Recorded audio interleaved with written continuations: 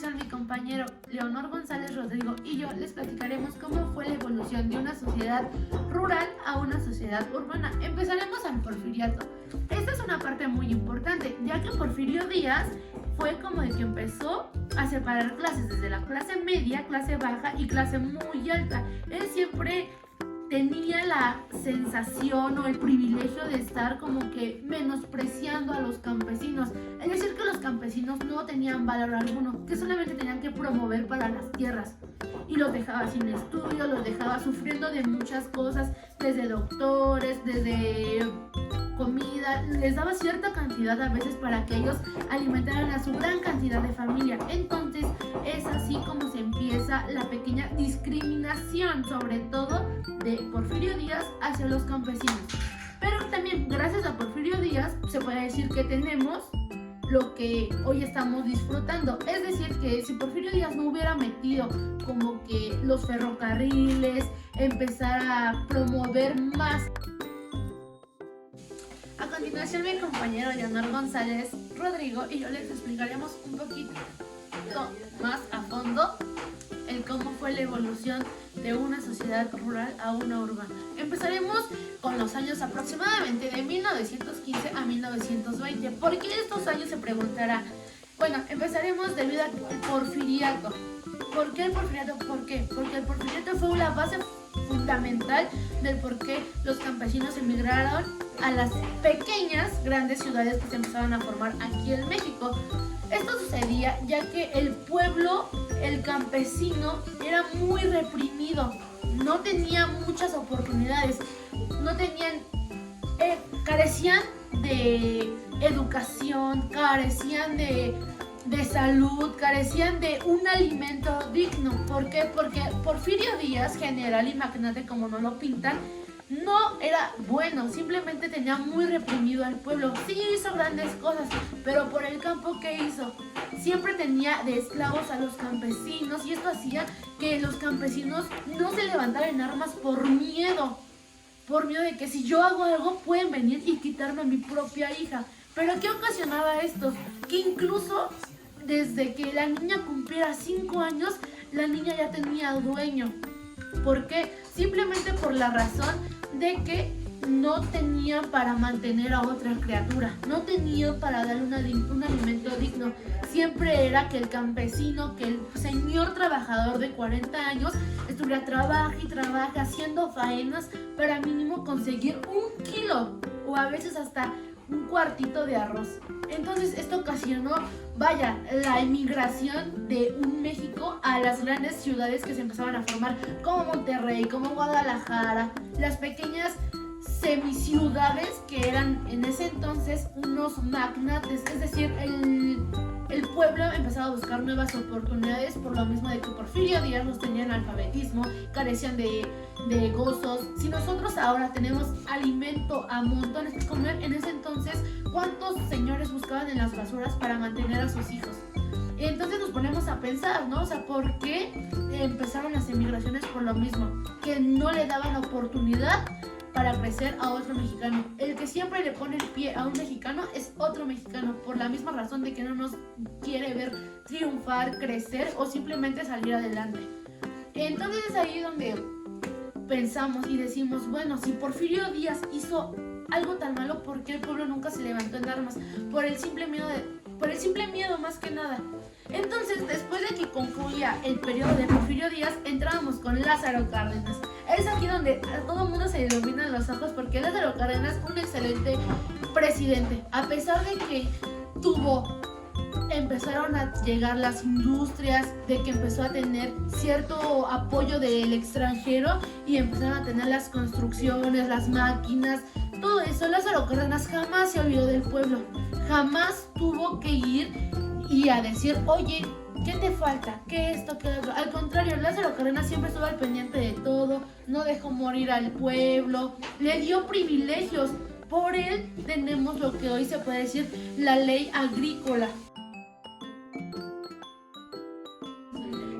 Regresando al tema, continuaremos con Lázaro Cárdenas. Debido a Lázaro Cárdenas fue el gran milagro mexicano, donde se expropió el petróleo y sobre todo Lázaro Cárdenas, a pesar de que llegaron las fábricas, de que llegaron las empresas, de que se llegaron a tener los productos un poco más enlatados y con más consistencia, jamás dejó al pueblo.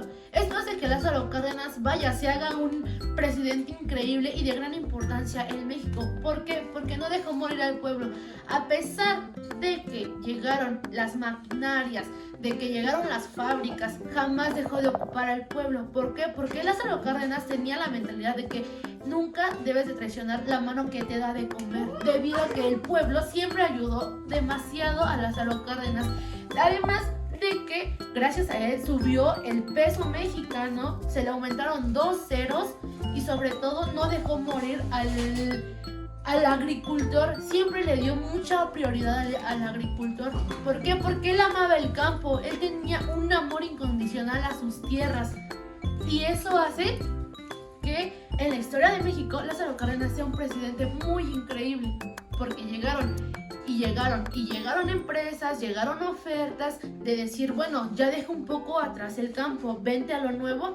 Él llegaban las oportunidades y él las aprovechaba, pero siempre tenía de la mano al campo, jamás lo soltó. ¿Qué pasa cuando llega Miguel Alemán Valdés? Hace lo mismo, atiende al campo, atiende esto, pero él ya no procura por él sí se deja llevar por las grandes empresas y hace que empiecen más las aglomeraciones de migraciones hacia la Ciudad de México, de Michoacán, de Tabasco, de Puebla, de Veracruz, de Chiapas, de Guerrero, que eran las ciudades agrícolas más importantes. Hace que llegue la extensión de gente a hacer marchas, a decir, por favor, señor presidente, nos estamos muriendo de hambre, está dejando atrás al campo. ¿Y qué hace Miguel Alemán Valdés? Les dice, no, pues sí, está bien, voy a tratar de tranquilizarme, ya no meteré más fábricas, ya nada de esto, pero no, él sí se deja llevar más por lo urbano. Él sí dice, no, pues yo quiero algo nuevo, quiero que México brille y sí le voy a dar prioridad al campo, pero no como lo daba Lázaro Cárdenas. Simplemente Miguel Alemán Valdés les dijo, ok, para que no se me pongan locos, yo les puedo dar ciertos lugares, ciertas plazas en las fábricas. Y es así como el campo se deja olvidado, es así como las grandes ciudades de agricultura que era Puebla, Veracruz, Michoacán, Tabasco, se van haciendo a un lado, van abriendo partido a que entren las fábricas. Y antes se ocupaba una vaca para hacer las abreviaturas y meter las semillas de un frijol, ahora ¿qué decían? Ahora solamente se ocupaba una máquina para hacerlo. Entonces todos los campesinos emigran a la ciudad para tener un mejor porvenir. Y es así como el campo se va olvidando, se va dejando atrás, se va descuidando, donde ya empiezan las marchas. Todavía en ese entonces las marchas eran pacíficas porque los presidentes venían rezagados de decir, si yo no hago las cosas bien, no hombre, el pueblo se me puede ir hacia mí. Entonces quería tener tranquilo al pueblo, pero a veces no lo lograban. A veces solamente pensaban en su porvenir.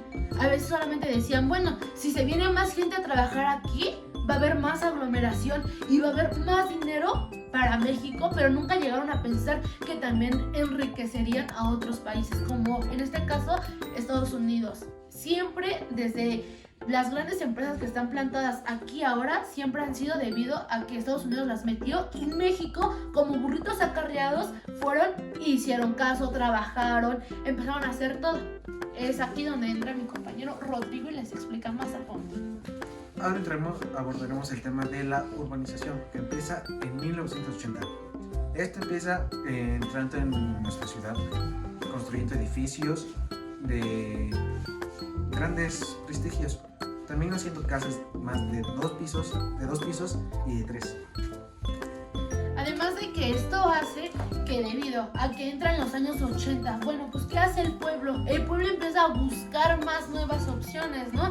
Empieza ya no solo a emigrar de un pueblo natal a la ciudad, sino que ya empieza a emigrar más, ya empieza a decir, bueno, en México siento que ya hay mucha aglomeración, ya no tengo un trabajo digno, no me va a quedar ser otra más que ser un loquito del centro. Pues no, en ese entonces lo que hacían era cruzar hacia otros países, decir, sí, bueno, si en mi país no tengo la oportunidad de crecer, en otros países tal vez sí, tal vez sí, quizá pueda hacer algo que aquí no tengo la oportunidad. Entonces nos ponemos a pensar, ¿no? O sea, ¿realmente estamos tan mal? ¿Realmente desde varios presidentes corruptos nos han corrompido por tener esa mentalidad de decir, si en tu país te cierran las puertas, que en otro no te lo hagan?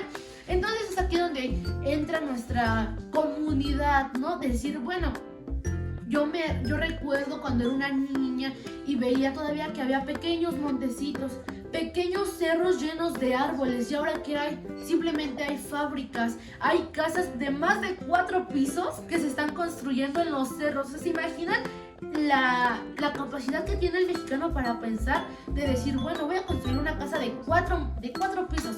Pero no se ponen a pensar, ¿qué tal si hay un terremoto? O sea, no se ponen a pensar en el riesgo que corren al caer, a la gente que se puede morir. Es aquí donde nosotros nos ponemos a analizar nuestra colonia y decir, cuando llegamos aquí, cuando nuestros abuelitos, que fueron los primeros, las bases fundamentales de ciertas familias, llegaron, ¿cómo fue su desarrollo, no? ¿Cómo fue que la comunidad fue creciendo? ¿Cómo fue que llegaron los servicios de electricidad a nuestro país? ¿O tú te imaginas cómo fue? No. Bueno, en ese caso sí, porque llegó por parte de Estados Unidos prácticamente, porque aquí antes eran velas o fogatas, lo que hacía que alumbraran estas ciudades. Ya después empezaron con los faros, que eran luces un poquito menos luminiscentes, y así fueron llegando a las casas con la electricidad que brindaba el gobierno al pueblo. Ya después se dejó de llamar pueblo y pasó a ciudades o repúblicas. Y después esas ciudades se fueron dividiendo en alcaldías. Antes se conocía como delegaciones, pero ahora se les conoce como alcaldías. Entonces, de las alcaldías se van formando las primeras colonias. De las colonias, pues es aquí donde estamos ubicados nosotros, ¿no? Tlalpan, la colonia Pedregal de San Nicolás, tercera sección.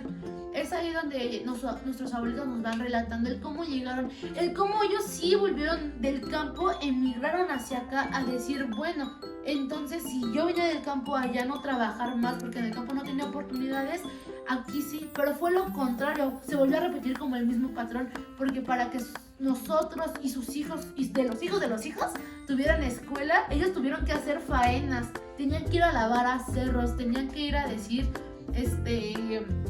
a conseguir petróleo, o sea, tenían que llevar botellitas de un tanto así.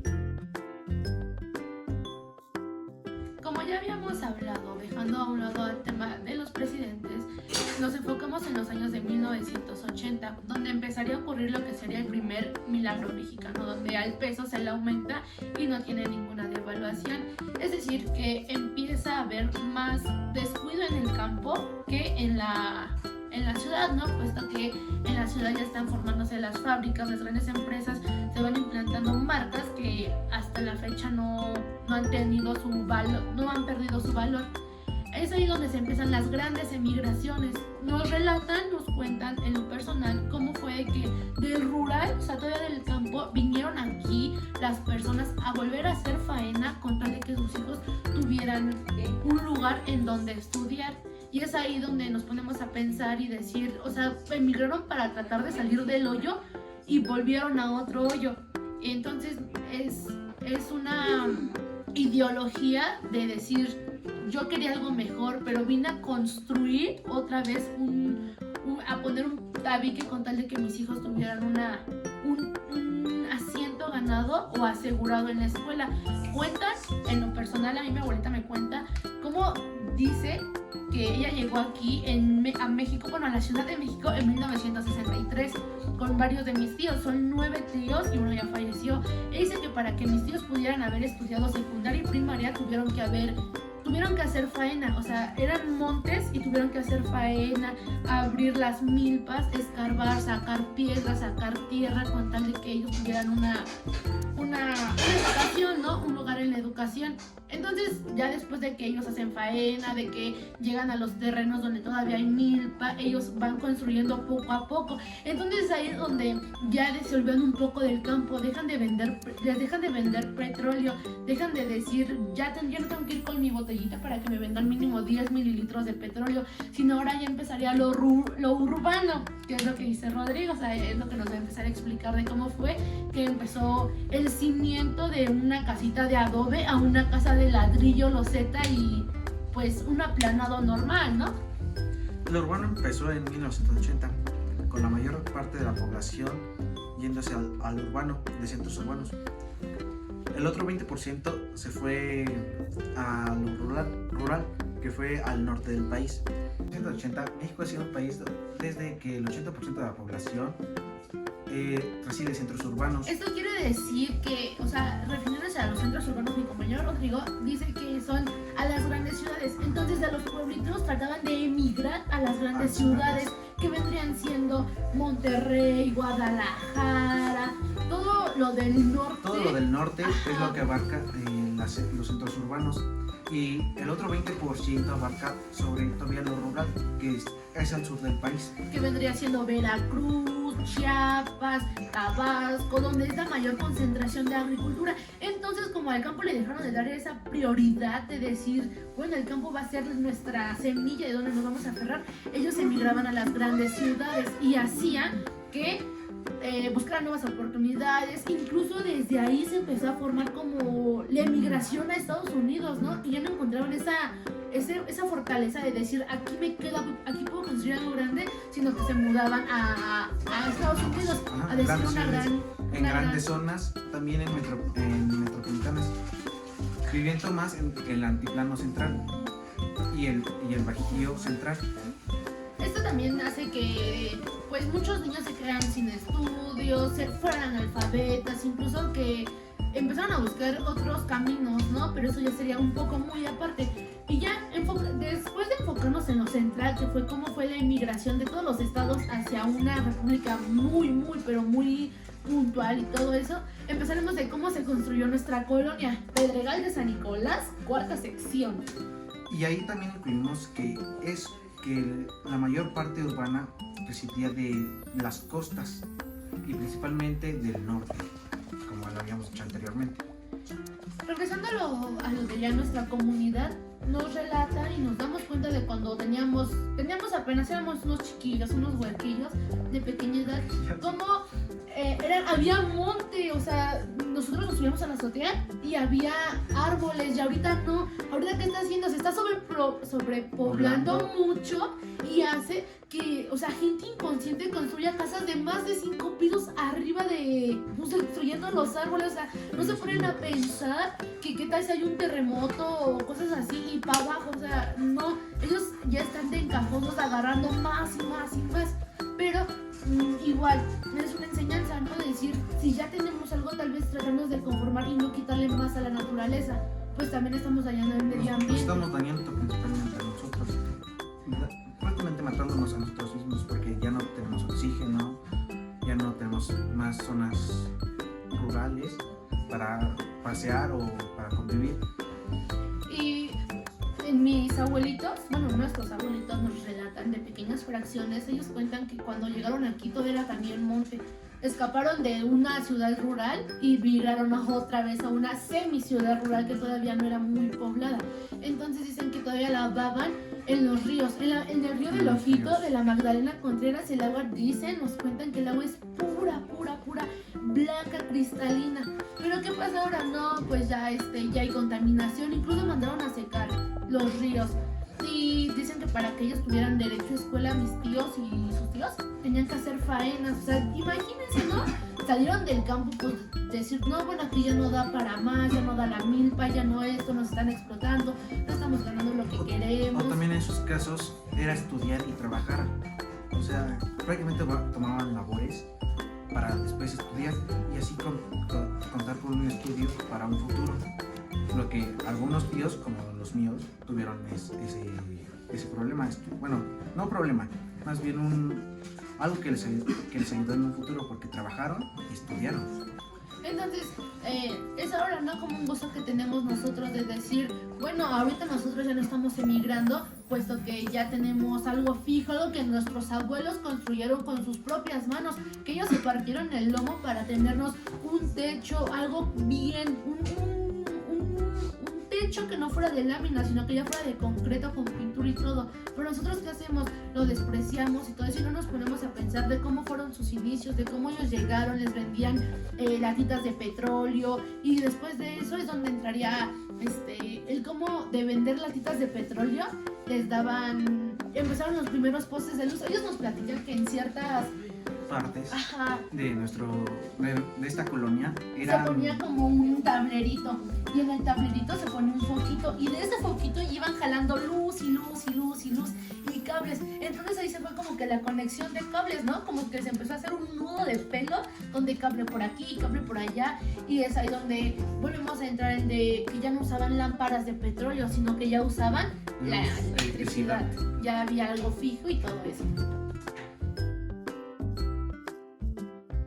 Estamos con la señora María del Carmen, abuelita de nuestro compañero Rodrigo, y ella nos va a platicar un poco de cómo eran en ese entonces las escuelas. Adelante. Eran muy sencillas, no había agua, los baños estaban horrorosamente feos y siguen, ¿verdad?